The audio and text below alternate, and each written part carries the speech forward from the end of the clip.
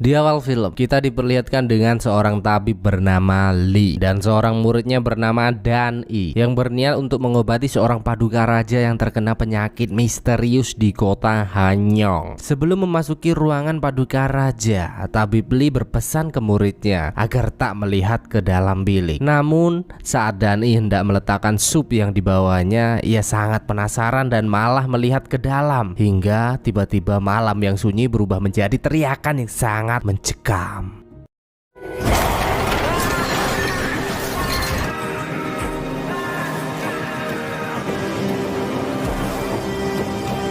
Keesokan harinya terlihat selebaran kertas yang memberitakan bahwa paduka raja telah meninggal dunia. Komandan militer bernama Chow yang melihat hal itu merasa sangat tak terima karena padahal paduka raja masih hidup. Ia pun memerintahkan semua prajuritnya untuk menangkap semua orang yang terlibat dalam hal ini. Tak butuh waktu lama dengan prajurit-prajuritnya, Chow pun menyatroni seluruh desa, bahkan siswa-siswi Tadika Mesra pun dianggap bersalah karena telah berani menulis berita tersebut, sehingga di hari itu berubah menjadi hari penyiksaan yang sangat mengerikan.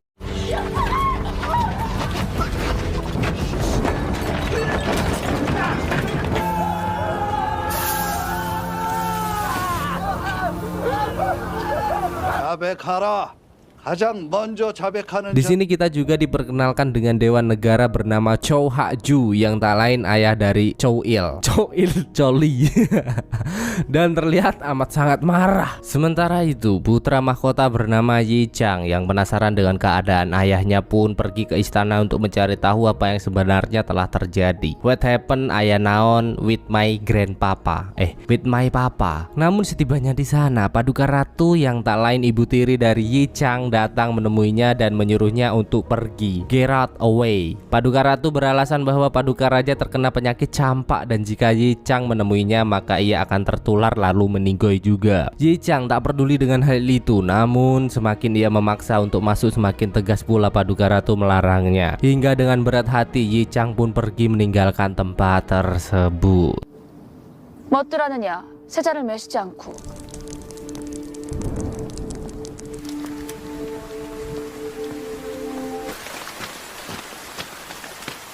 Dengan penolakan itu, Yi Chang memanggil pengawal pribadinya bernama Mo Yong untuk mengambil jurnal atau catatan tentang riwayat penyakit yang diderita oleh ayahnya. Awalnya Mo Yong tak berani melakukan hal itu, namun jika Mo Yong tak bersedia melakukannya, maka Yi Chang yang tak segan-segan akan memecatnya. Sembari menunggu Mo Yong kembali, Yi Chang yang penasaran diam-diam menyelinap memasuki istana. Namun setibanya di sana ia sangatlah syok melihat sebuah bayangan monster dari balik bambu dengan bau yang sangat busuk.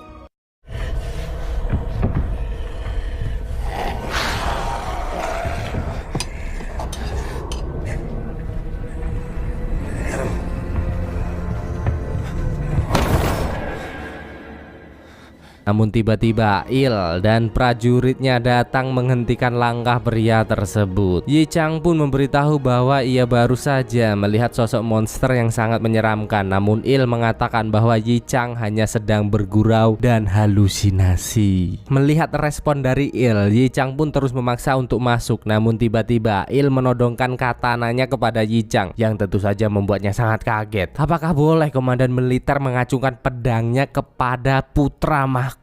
Tak peduli dengan itu, Yi Chang pun meneruskan langkahnya hingga ia melihat Hak-ju yang telah berada di sana. Yi Chang pun melihat dan menanyakan keberadaan ayahnya, namun Hak-ju menjawab dengan nada yang kasar seperti tak senang dengan kehadiran Yi Chang. Setelah sedikit percakapan, Hak-ju mengatakan bahwa paduka raja telah sembuh dan pergi ke istana paduka ratu. Dan tak lupa Hak-ju menyuruhnya untuk segera pergi dari sana. Dan tak berselang lama terlihat Mo Yong yang datang dengan terengah-engah membawa surat jurnal pengobatan paduka raja. Yi Chang pun segera memeriksa jurnal itu untuk mencari kepastian penyakit apa yang diderita oleh my papa. Namun anehnya di sana tak tertulis sedikit pun keadaan terakhir dari keadaan paduka, yang padahal menurut peraturan istana setiap perkembangan harus ditulis di jurnal pengobatan. Apa yang terjadi dengan ayahku di istananya sendiri? Dengan kegajilan penyakit ayahnya, Yi Chang pun menyuruh Mo Yong untuk pergi mencari tabib Lee, karena menurut buku jurnal itu tabib Lee lah yang terakhir menangani ayahnya. 자맹을 준비하라. 너 왔나?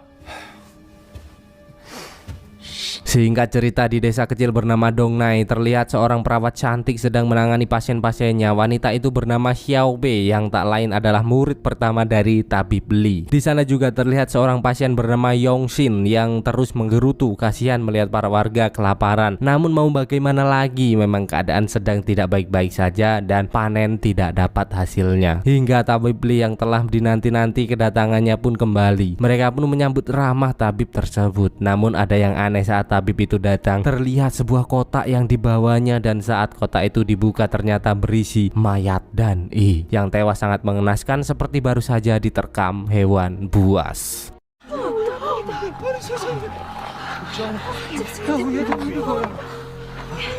Melihat hal itu, Xiao Bei pun menghampiri tabib Li dan menanyakan apa yang telah terjadi. What happened? Anya naon di kota Hanyang hingga Dan I pulang dalam keadaan seperti itu. Namun sayangnya tabib Li tak memberikan penjelasan apapun. Bersamaan dengan itu terlihat para anggota dewan sedang mengadakan rapat yang membicarakan Yi Chang telah dianggap sebagai pengkhianat kerajaan karena telah menandatangani surat yang menyatakan bahwa Paduka Raja telah meninggal. Di sana Hak Ju sangat ngotot ingin mengadili Yi Chang. Entah apa maksud dari semua ini, namun Hak Ju terlihat sangat tak menyukai Yi Chang. Bahkan saat ada anggota dewan yang memproteskan hal itu, Hak Ju membantahnya dengan begitu tegas. 더 잘 보이게 해드릴까? 이제는 보이시오. 이 나라의 하늘을 안에 빠뜨려 망국의 길로 이끈다 적혀 있어. 이리 것인가? 또 전란 때처럼 탁상에 앉아. 이제 그만하시지요.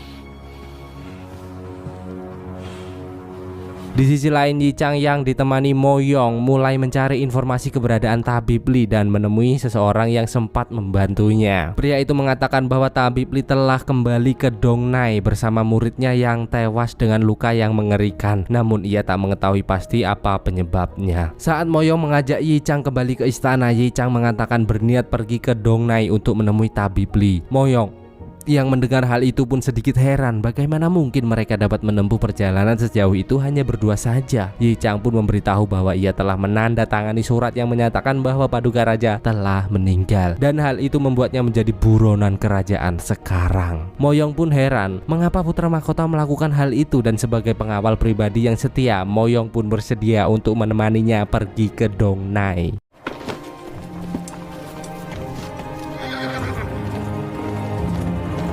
Ternyata berita menyebar begitu cepat. Hak Ju telah mengetahui bahwa Yi Chang pergi ke Dongnai untuk mencari tabib Li. Dengan itu, Hak Ju pun mengerahkan prajurit-prajurit terbaiknya untuk menyusul ke sana. 너희가 직접 가서 세자를 막아야 한다.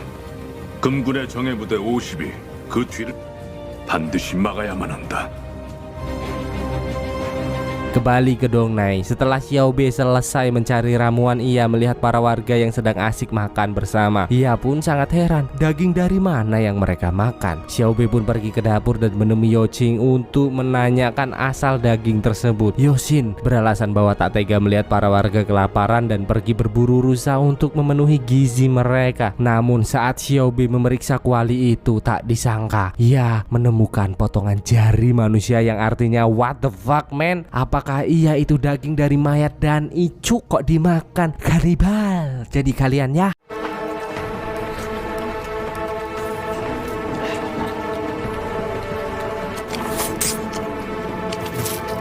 Melihat hal itu, Xiao Bei pun sangat marah atas kegilaan yang telah dilakukan Yongxin. Namun pria itu tetap bersikap sangat santai tanpa menyadari bahwa telah meracuni para warga. 어떻게 사람을, 어떻게... 웬 그저 고기일 뿐이지. 그 애도 우리랑 똑같은 사람이었다고. 먹어! 그래서 벌써 반은 굶어 죽었어. 그게 무슨 소리야? Benar saja, di malam harinya mereka semua mulai mengalami gejala-gejala aneh. Xiao Bei yang melihat hal itu jelas sangat ketakutan. Bahkan para warga kini sangat buas, tak dapat dikendalikan lagi dan hampir menyerangnya.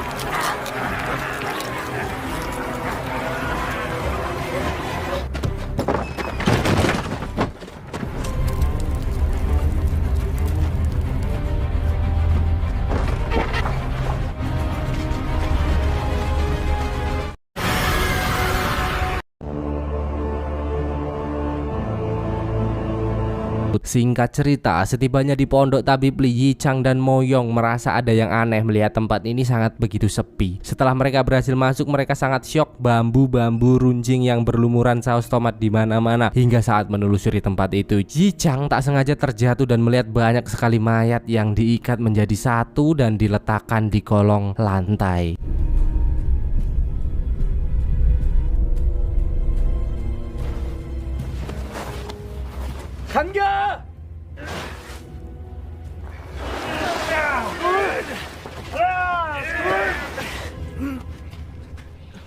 Dengan penemuan itu, Yi Chang dan Mo Yong pun segera mencari bantuan ke warga sekitar untuk membawa mayat-mayat itu ke kantor hakim. Namun mereka tak menemukan mayat tabib Li di sana dan Yi Chang meyakini bahwa tabib Li masih hidup. Di sisi lain terlihat seorang hakim bernama Beom Pal yang sedang menikmati hidup bersama para anggotanya, hingga terlihat seorang penjaga berlari ketakutan membawa berita buruk. Tak percaya dengan berita itu, Hakim Beom Pal dan para anggotanya pun segera melihatnya dan mereka sangat terkejut melihat banyaknya mayat di sana.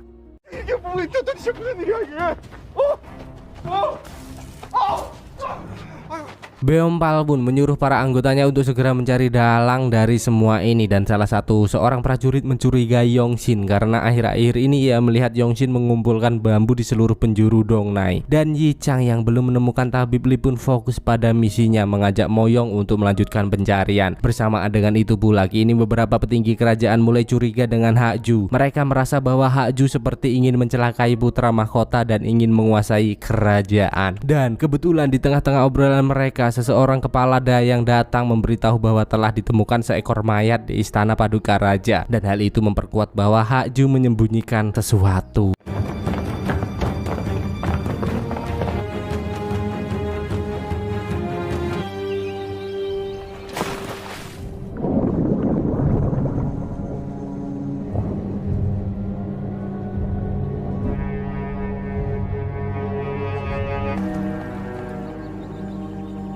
Kembali ke Yi Chang dan Mo Yong. Untuk memperluas pencarian, Mo Yong pergi menemui salah satu sahabatnya yang kebetulan bertugas menyuplai tanaman herbal ke tabib Li. Pria itu mengatakan bahwa tak tahu apapun tentang hal ini, namun baru saja ia ditemui seseorang bernama Xiao Bei yang menanyakan tanaman pembangkit, dan pria itu mengatakan bahwa gadis itu sekarang ada di lembah beku Gunung Gomi. Tak mau membuang-buang waktu, mereka pun bergegas menuju tempat tersebut.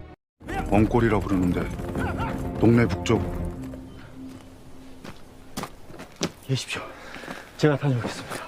아니다.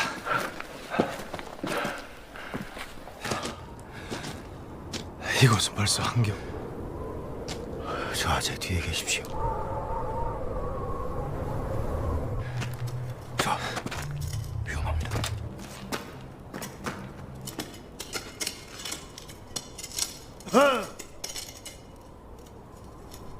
지우런 서업이라는 의녀냐?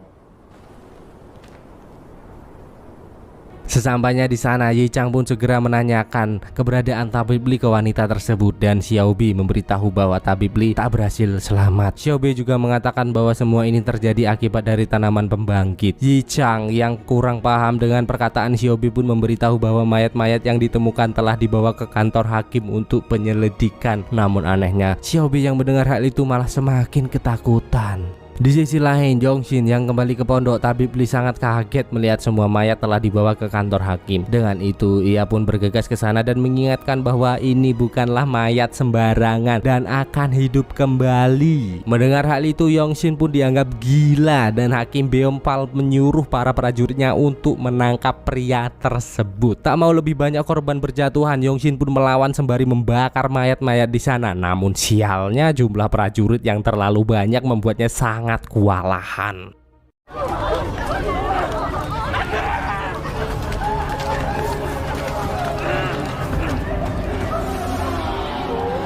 Kembali ke Xiao Bei yang berniat pergi ke kantor hakim untuk mengingatkan para penduduk sebelum mayat-mayat itu bangun. Mendengar perkataan Xiao Bei, Yi Chang pun meminta Xiao Bei untuk membuktikan perkataannya. Xiao Bei memberitahu bahwa ada buku jurnal pengobatan di perpustakaan tabib Li. Dengan itu, Yi Chang pun memutuskan untuk berpisah. Ia pergi untuk mengambil jurnal pengobatan, sementara Mo Yong menemani Xiao Bei pergi ke kantor hakim. Setibanya di sana, Yi Chang pun segera mencari buku jurnal tabib Li. Namun sialnya, ternyata Il telah telah menunggu kedatangannya dan memperlihatkan surat perintah untuk menangkap putra mahkota atas tuduhan bahwa telah mengkhianati kerajaan. Tak mau pasrah, Yi Chang pun melakukan perlawanan adu pedang terlihat sangat amat sengit.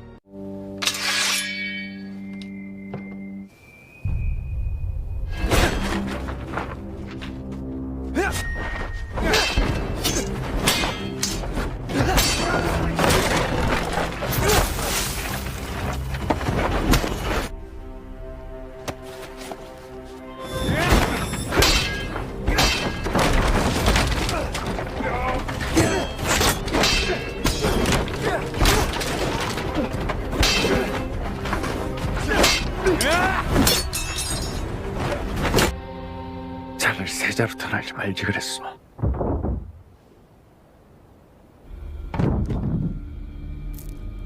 Sayangnya Il di sini terlalu kuat hingga Yi Chang terpojok di sana dan tiba-tiba perhatian mereka pun teralih ke sebuah kotak yang terkunci rapat.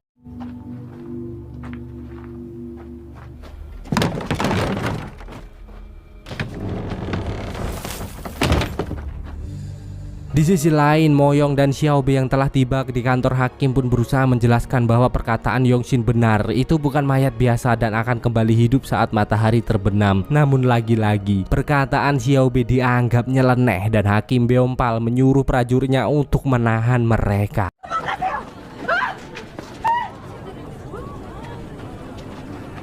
움직였다. 저기 움직였어요. 어디?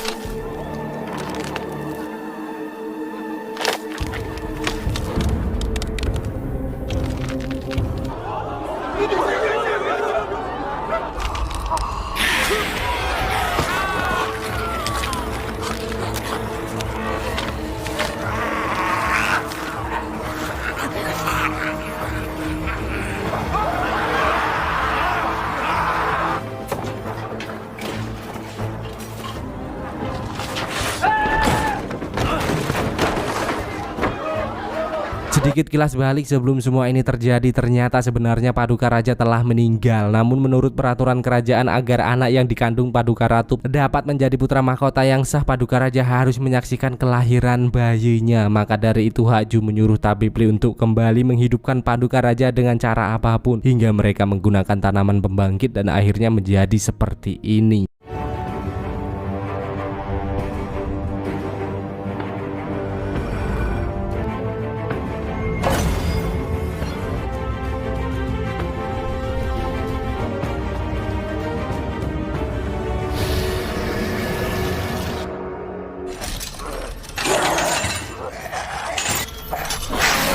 Oke, lanjut. Penasaran dengan kotak itu, Il pun menyuruh prajuritnya untuk membukanya, yang ternyata berisi tabib Li yang telah berubah menjadi zombie dan seketika langsung menyerang mereka.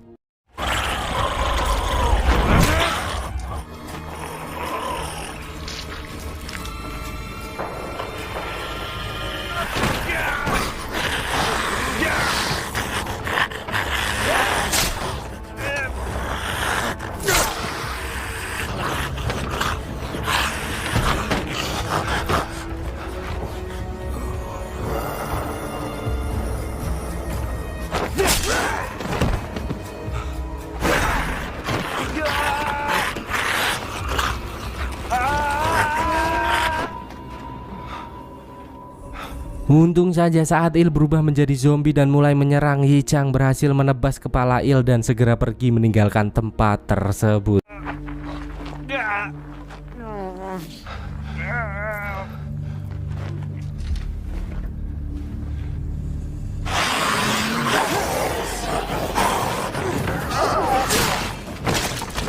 Hingga saat Yi Chang berhasil lolos, ia melihat kantor hakim telah rata dengan api.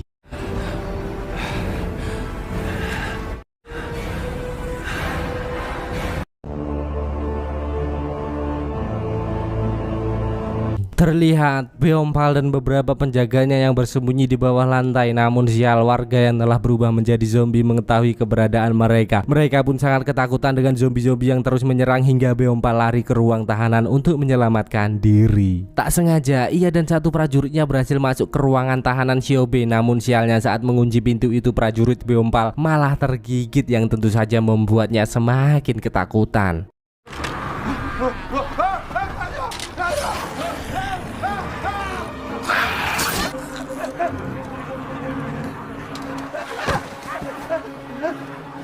Di sisi lain, Yongshin dan beberapa warga yang berada di atap rumah mendengar suara teriakan minta tolong. Ternyata seorang ibu muda yang tengah berusaha menjauhkan anaknya dari kejaran zombie. Yongshin yang melihat hal itu pun berniat ingin menolongnya. Namun sial, serombongan zombie mendekat dengan cepat hingga Yongshin hanya berhasil menyelamatkan bayi kecil yang dibawa wanita tersebut. Aduh, sedih.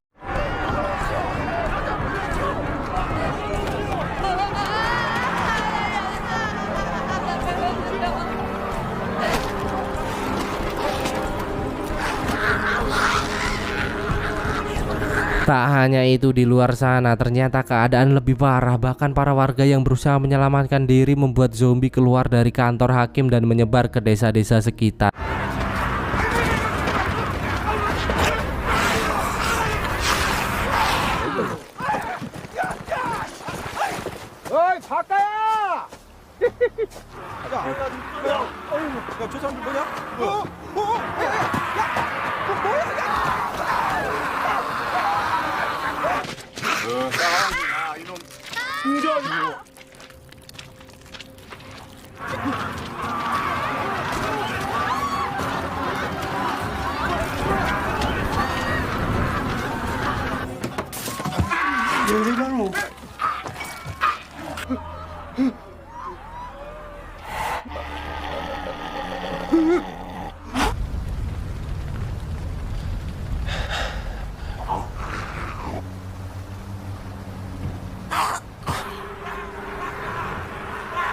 Kembali ke Yichang. Saat sedang menatapi kesedihan atas kekacauan ini, ia tersadar dengan zombie-zombie yang berlarian ke arahnya.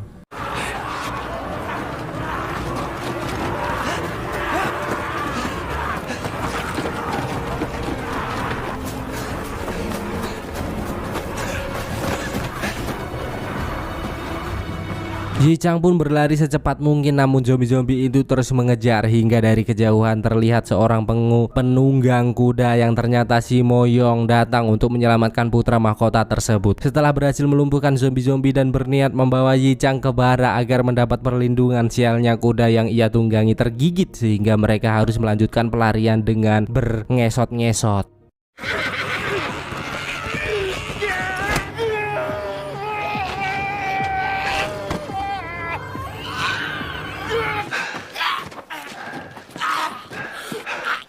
이놈들 머리를 노려한다.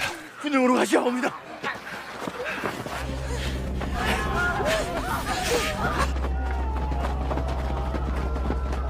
Sesampainya di sana ternyata barak telah dihalangi dengan tembok besar dan tak seorang pun boleh memasukinya. Ditambah penasihat hakim yang tak mengenali Yichang pun menyuruh para prajuritnya untuk memanah semua orang yang berusaha masuk. Melihat itu Moyong sangat marah. Bagaimana bisa seorang putra mahkota tak dibolehkan masuk di kerajaannya sendiri. Namun Moyong tak bisa memperpanjang masalah itu sekarang karena melihat banyaknya zombie yang mendekat. Ia pun mengajak Yichang segera pergi dari sana. Mereka pun terus berlari dan memutuskan untuk memasuki danau.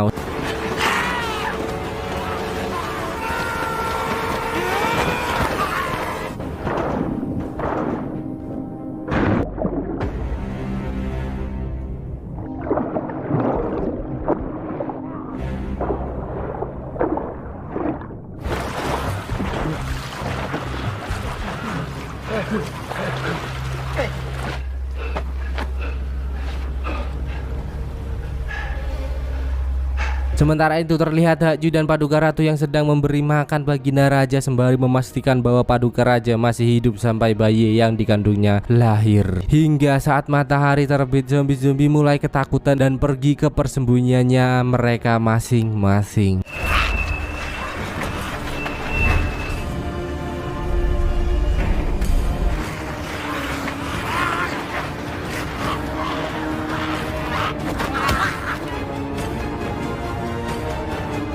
Jadi uniknya para zombie kalau siang hari dia tuh sembunyi ke tempat yang nggak terkena sinar matahari, dan kalau malam dia tuh langsung bangun. Ini udah zombie kolaborasi dengan vampir, ini mah keren abis anjing. Setelah dirasa aman, terlihat bocah kecil keluar dari persembunyiannya dan ia sangat sedih melihat desa kecil yang ia cintai telah hancur tak berbentuk. Yongshin yang telah memeriksa keadaan juga menyuruh para warga untuk segera pergi dari barak. Penasehat negara yang melihat kedatangan Beompal pun meminta maaf karena tak menemaninya saat huru-hara terjadi. Di sana juga ia mengadu domba dengan menyalahkan Yongshin atas kekacauan ini. Mendengar hal itu, Xiaobe pun menjelaskan bahwa monster-monster ini adalah para warga yang kelaparan di klinik tabib Li dan keracunan setelah memakan daging manusia dari Hanyang. Xiaobe juga menjelaskan bahwa mayat-mayat ini belum mati. Mereka hanya tertidur di siang hari dan cara untuk memusnahkannya yaitu dengan dibakar atau dipenggal kepalanya. Beberapa warga dari klan bangsawan pun menolak hal itu. Mereka tak rela melihat mayat anggota keluarganya disakiti sehingga menimbulkan perdebatan di sana. Di tengah perdebatan itu, Yichang dan Moyong tiba-tiba langsung memukul penasihat hukum karena telah lancang tak membukakan pintu untuk putra mahkota. Setelah memperlihatkan tanda pengenalnya, Yichang menyuruh semua prajurit yang berhasil bertahan untuk mulai memenggal dan membakar mayat-mayat zombie itu. Ia juga menyuruh beberapa prajurit segera menyalakan sinyal api untuk meminta bantuan dan mengarantina wilayah Dongnai.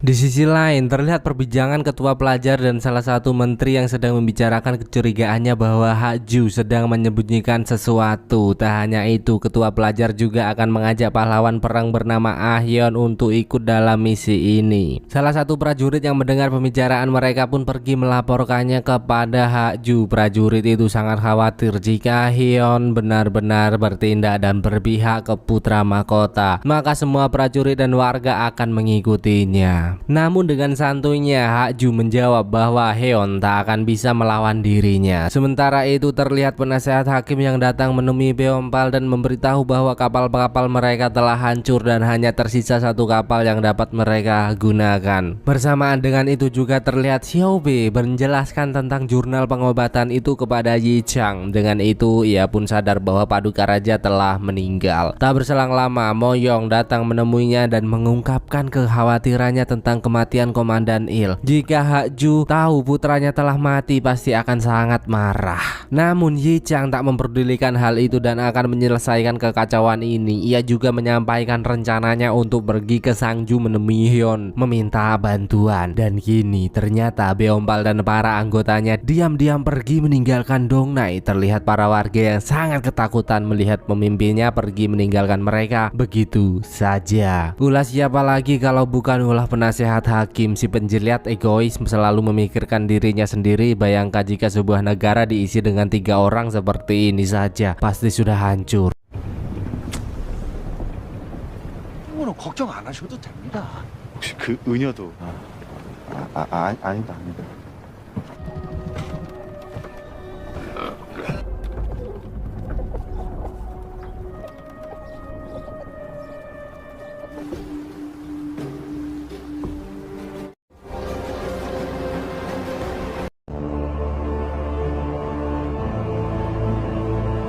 Hingga saat Yichang dan Moyong datang, Yongshin memberitahu bahwa kepala hukum dan para anggotanya telah meninggalkan mereka, dan lebih parahnya lagi tak ada kapal lain untuk mereka gunakan. Mendengar hal itu, Yichang pun menyuruhnya untuk mencari tempat persembunyian sebelum zombie-zombie itu kembali hidup. Dan Xiaobe pun mengarahkan agar mereka pergi ke tempat Habib Li karena di sanalah tempat yang paling aman untuk saat ini. Berbondong-bondong mereka pun pergi menuju pondok Tabib Li. Namun di tengah perjalanan semua sangat ketakutan saat melihat mayat-mayat zombie bergeletakan di mana-mana. Melihat hal itu dan menyadari matahari sudah hampir terbenam, Yichang pun menyuruh semua warga untuk bergegas pergi. Dan Yichang tak mau meninggalkan seorang pun di sana. 밀어라!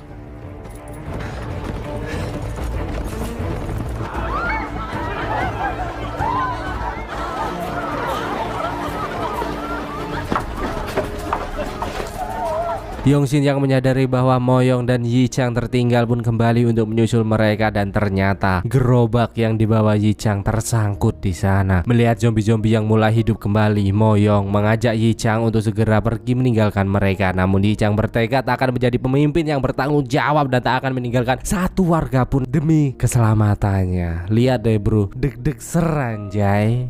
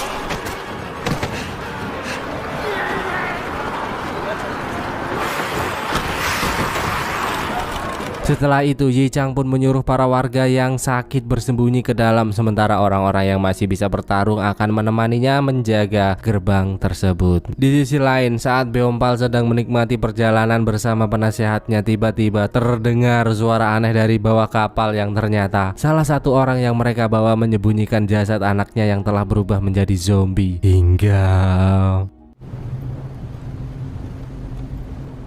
거기 보고 있어?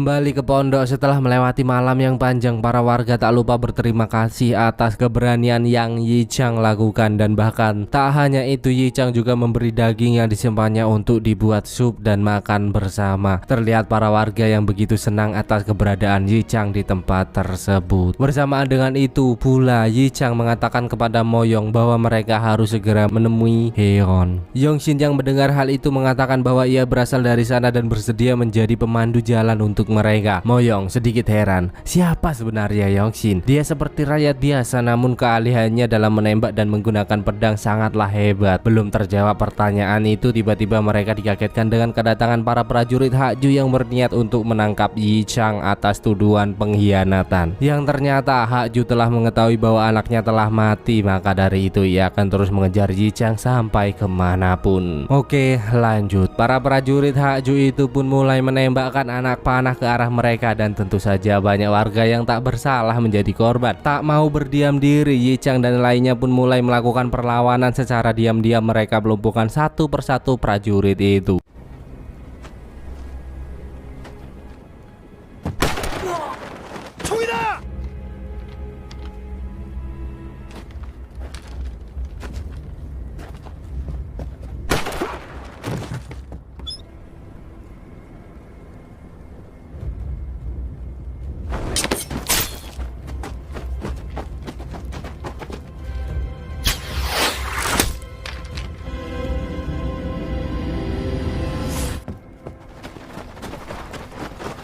당했습니다.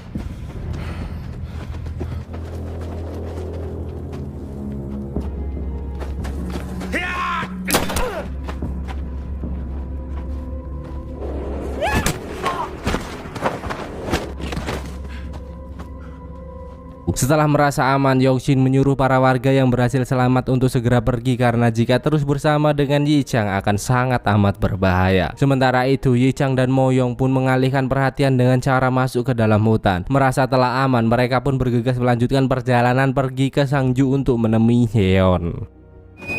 저쪽이다.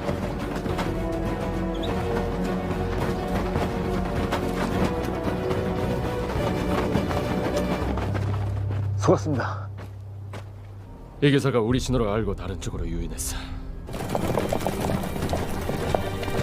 Di sisi lain, ketua pelajar yang melihat sinyal api telah dihidupkan dengan beberapa mantri lain pun ngotot ingin pergi menemui Paduka Raja. Para penjaga yang melihat kedatangan mereka pun langsung mengacungkan pedang dan melarang mereka masuk. Namun tiba-tiba Hakju datang dan mengizinkan mereka untuk menemui Paduka Raja. What happened? Ini ada apa? Why? Paduka Putri yang tak tahu rencana Hakju pun sempat menghentikan langkah mereka, namun Hakju tetap mengizinkan mereka masuk. Setelah pintu bilik itu ditutup dan matahari mulai terbenam, ketua pelajar beserta beberapa menteri lainnya sangat syok melihat keadaan Paduka Raja yang sangat menyeramkan.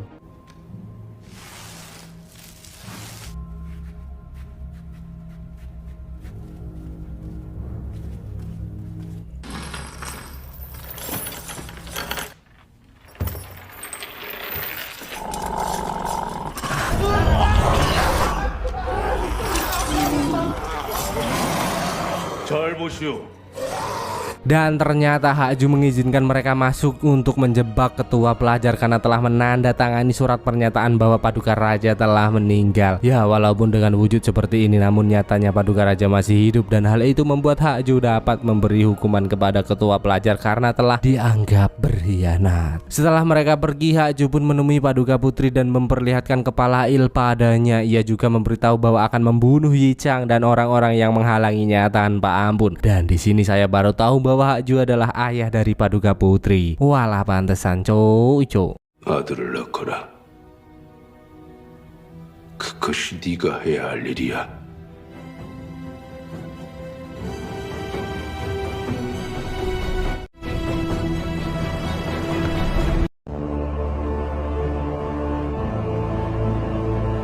Kembali ke Yi Chang, ia merasa bersalah atas kematian beberapa warga yang tewas karenanya. Moyong yang melihat hal itu pun berusaha untuk menenangkan putra mahkota tersebut. Moyong juga mengungkapkan kecurigaannya atas Yongshin dengan keterampilannya dalam bertarung. Ia mengira bahwa Yongshin bukan rakyat biasa, melainkan salah satu dari anggota elit pemburu harimau, yaitu Chaco. Hingga Yongshin yang memeriksa keadaan sekitar pun kembali dan memberitahu Yi Chang bahwa keadaan sekitar masih aman. Sementara itu, Xiaobei yang sedang mencari tanaman herbal tiba-tiba dikagetkan sosok menyeramkan. Teriakan itu pun membuat Yi Chang dan lainnya bersiap-siap. Xiaobi pun muncul dengan keadaan sangat ketakutan, dan ternyata itu adalah Hakim Beompal yang muncul dari kegelapan. Melihat kedatangannya, Yi Chang pun sangat marah karena telah tega meninggalkan para warga dan berniat untuk menghabisinya di sana. Namun Moyong melarang hal itu karena bagaimanapun ia tetap saja seorang ketua hakim. Dengan terengah-engah, Beompal memberitahu bahwa kapal barang yang ia tumpangi telah terpapar wabah dan hanya ia yang berhasil selamat. Parahnya lagi, kapal itu menuju Sangju dan kemungkinan akan segera tiba di sana. Tak mau wabah meluas, Yi Chang pun mengajak yang lainnya untuk bergegas pergi ke tempat tersebut. Hari pun berganti dan beralih ke Sangju. Terlihat Hyeon yang mendapat kabar atas wabah yang menyebar di Dongnai. Dengan itu ia pun bergegas keluar dari sarangnya untuk memastikan keadaan. Dan saat Hyeon memasuki pemukiman, salah satu prajuritnya datang memberitahu bahwa telah menemukan sebuah kapal yang terdampar di pinggir danau. Hyeon dan anggotanya pun segera ke sana untuk memeriksanya. Terlihat kapal itu sudah hancur dan berlumuran saus tomat di mana-mana. Namun anehnya tak ada seorang pun di kapal tersebut maupun mayat para zombie. Sementara itu, Yi Chang yang terus melakukan perjalanan memutuskan untuk berhenti di desa kecil pinggiran Sangju. Setibanya di sana ia sangat heran bagaimana bisa di tengah musim kelaparan ini mereka masih dapat menikmati daging babi dan nasi putihnya Bi Lastri. Hingga perhatian Beompal teralih saat melihat seorang wanita membawa selembar kain. Ia pun segera memeriksanya dan melihat semua barang-barang yang berada di kapalnya telah tersusun rapi di ruangan itu. Mendengar hal itu, Yi Chang pun segera menanyakan keadaan kapal ke warga-warga tersebut. Salah satu warga menjelaskan bahwa saat mereka datang, para penumpang kapal telah mati seperti diterkam hewan buas dan mereka pun menguburnya di suatu tempat. Dengan itu, ia menyuruh para warga untuk segera menunjukkan di mana mayat-mayat itu berada. Jika tidak, maka akan dihukum seberat-beratnya atas kesalahan yang telah mereka perbuat. Dan benar saja, beberapa warga pun membawa mereka ke sebuah tanah kosong diselimuti ilalang. Namun bukannya menunjukkan mayat, tapi mereka malah berniat melakukan perlawanan karena selalu ditindas oleh pemerintah. Hingga saat hari mulai gelap, mayat-mayat itu kembali bangkit dan menyerang mereka. Yi Chang dan lainnya pun harus berjuang mati-matian untuk membunuh para zombie-zombie tersebut.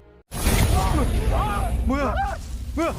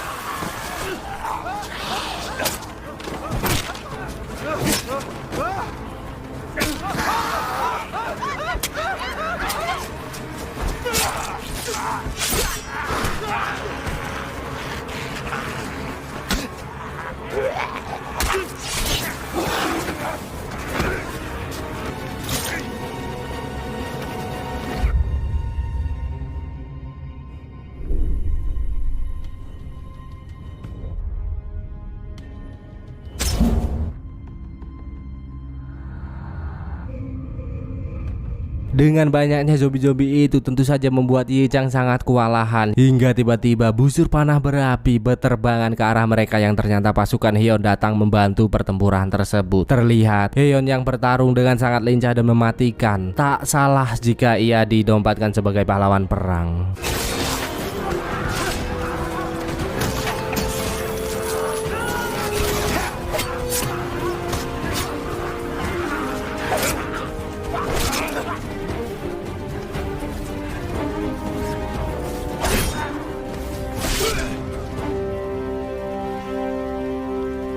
Dan setelah berhasil membantai para zombie itu, Heon sangat kaget karena ternyata yang dibantunya adalah Yi Chang, si putra mahkota. Heon pun langsung teringat dengan masa lalunya yang ternyata sempat merawat Yi Chang. Tak lupa Heon juga menyuruh para prajuritnya untuk hormat ke putra mahkota sang pewaris tahta. Ngelihat adegan ini gue merinding bangke.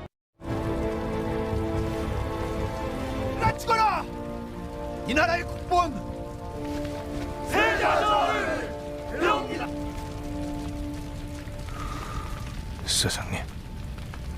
Singkat cerita, Yi Chang pun memperlihatkan buku jurnal dan memberitahu Heon tentang hal buruk yang menimpa ayahnya. Yi Chang memberitahu bahwa sebenarnya Paduka Raja telah mati, namun demi kekuasaan Hakju dan Paduka Putri menghidupkan kembali Paduka Raja hingga menciptakan wabah mengerikan ini. Dengan itu Yi Chang pun meminta Heon untuk bergabung bersamanya. Namun bukannya jawaban yang diterima, Heon malah menyuruh Yi Chang untuk beristirahat terlebih dahulu. Bersamaan dengan itu terlihat Hakju yang menyadari bahwa penyakit ini menular begitu cepat melalui makanan. Dengan itu ia memutuskan untuk menyegel akses barat dan utara dari Sangju untuk mempersempit penyebaran. Bersamaan dengan itu Hakim Beompal datang menemui Xiaobi mengajaknya untuk segera pergi dari sana karena ia mengetahui bahwa Hakju telah mengetahui posisi Yi Chang yang berada di kediaman Heon. Namun tentu saja Xiaobi menolak hal itu. Sedangkan rombongan prajurit Hakju kini mulai pergi ke perbatasan untuk menyegel setiap akses utama Dongnai. Melihat hal itu, salah satu hakim dari Sangju pun sangat amat khawatir.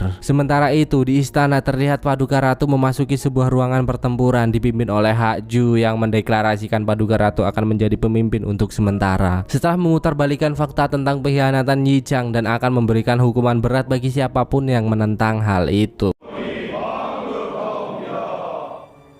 첫 전교를 내린다. 경상 땅의 머영청, 수호청으로 구성된 중앙군을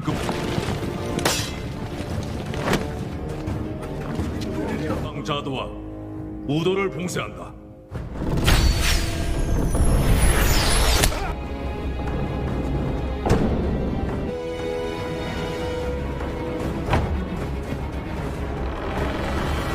를 비롯해 중령과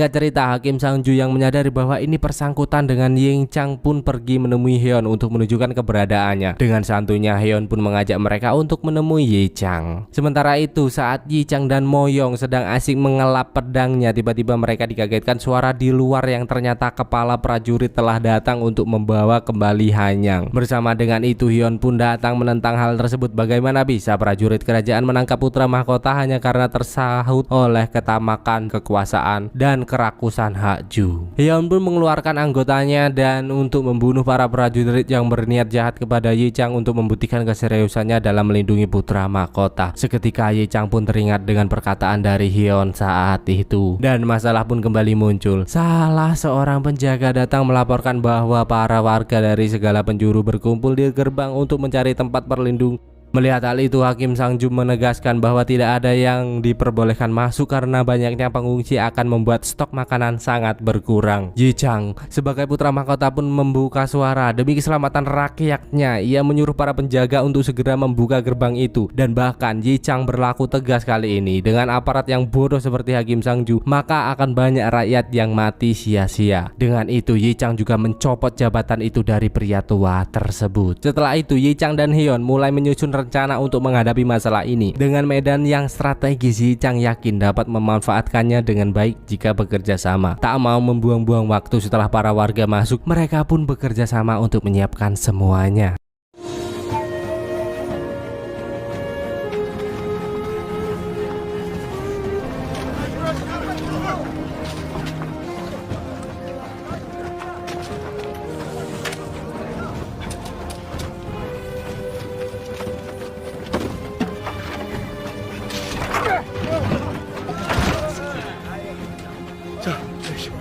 살펴보고 오겠습니다.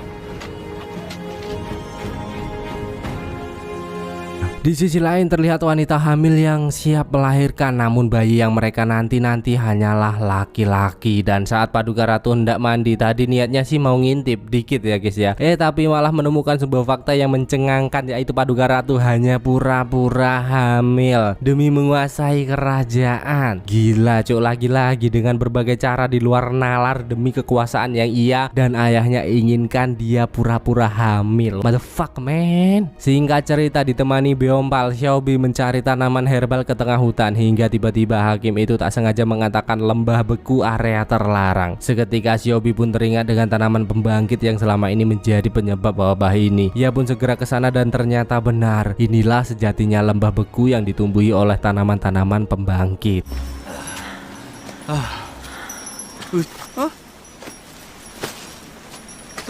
서비야. 생사초 이불입니다. 이불이 죽은 사람을 살렸. 저것은 무엇이냐?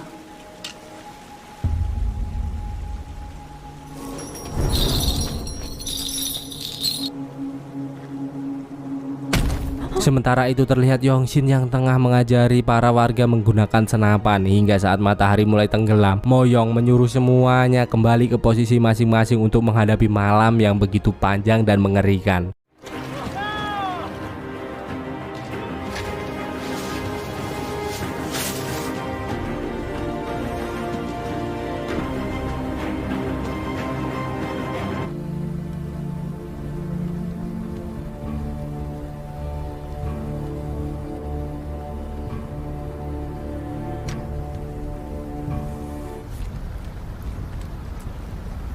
조금만 더 버티면 곧 해가 뜰 것입니다. Dan setelah hampir semalaman berjaga, mereka tak mendapati satu zombie pun yang datang ke arah mereka. Hingga tiba-tiba terlihat seekor kuda mendekat. Ternyata kuda dari prajurit yang bertugas mengawasi keadaan sekitar telah kembali. Semua nampak kaget saat mengetahui bahwa prajurit pengawas tidak selamat. Dengan itu, Yi Chang menyadari bahwa mereka telah dekat dan Hyun pun segera menghidupkan sinyal api untuk menandakan tanda bahaya. Saat matahari terbit, mereka semua nampak lega telah berhasil melewati malam yang menegangkan. Namun tiba-tiba burung-burung berterbangan dan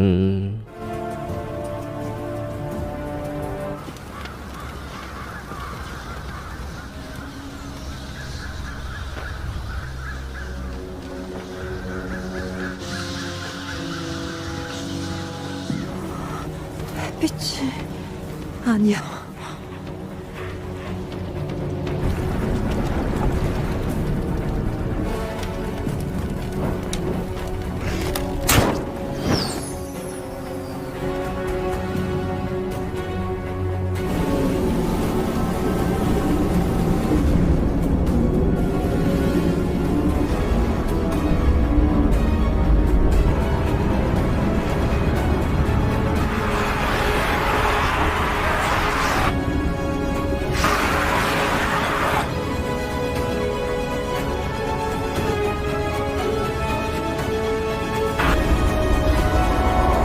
Selesai sudah season 1 yang disajikan penuh teka-teki, endingnya gantung pol cuk, tapi tenang, santuy, kalem, stay humble. Kita berjuang sama-sama untuk menyelesaikan film ini. Anjay, nobar kita ya nonton bareng. Nggak bisa banyak penutupan ya guys ya, lawang filmnya belum selesai kok banyak penutupan. Jadi ya sampai jumpa di season selanjutnya and see you. Muah 10.000 like kita lanjut. Ayo cepet like-nya, like 10.000 like ya. Kita lanjut. Bye bye, I love you.